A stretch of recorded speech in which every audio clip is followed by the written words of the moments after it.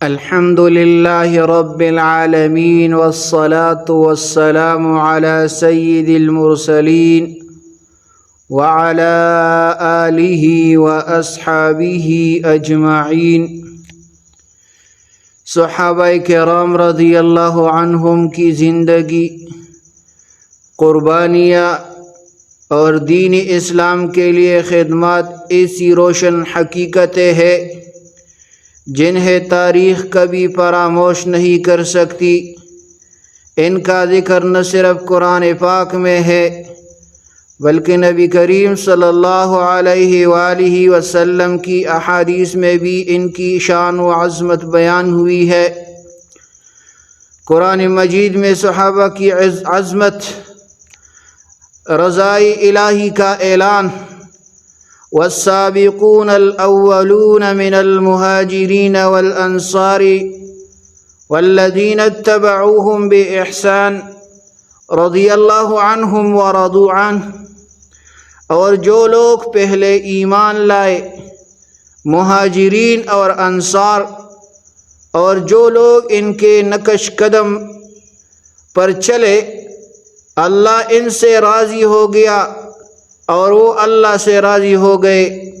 یہ آیت صحابہ کرام کی بلند مقام اور ان کی عمل کی حقانیت کا ثبوت ہے۔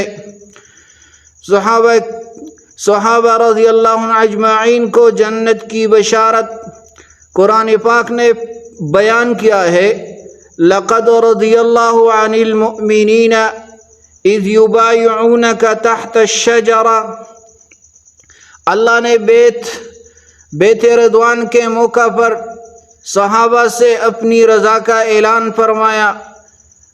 اسی طرح احادیث سے بھی نبی کریم صلی اللہ علیہ وسلم کا فرمان ہے، خیر الناس قرنی ثم الذین یلونہم ثم الذین یلونہم، سب سے بہتر زمانہ میرا ہے، پھر وہ لوگ جو اس کے بعد آئیں گے، پھر وہ جو ان کے بعد آئیں گے۔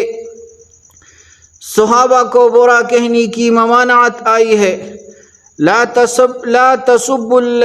تسبوا اصحابی فوالذی نفسی بیدہ لو انفق احدکم مثل احد ذہبا ما بلغ مد احدہم ولا نصیفہ، میرے صحابہ کو برا مت کہو، قسم ہے اس ذات کی جس کے قبضہ قدرت میں میری جان ہے، اگر تم میں سے کوئی احد پہاڑ جتنا سونا خرچ کرے تو وہ بھی میرے صحابہ کی ایک مد یعنی تقریباً آدھا کلو کے برابر نہیں ہو سکتا۔